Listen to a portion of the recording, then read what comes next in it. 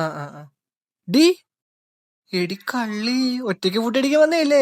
ഫുഡല്ല തേങ്ങ. നീ എന്തിവിടെ? അവക്കൊരു ഗിഫ്റ്റ് വാങ്ങിക്കാൻ വേണ്ടി.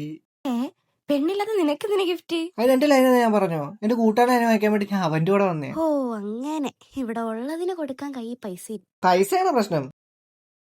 നിന്റെ സാരി ഉണ്ടാ? കാര്യമുണ്ട്, പൈസ ഒപ്പിച്ചു തരുവോ? എടി അതല്ല ഞാൻ പറഞ്ഞത്, സാരി വെച്ച് പൈസ ഉണ്ടാക്കാൻ പറ്റിയ വേറൊരു സംഭവം ഉണ്ട്.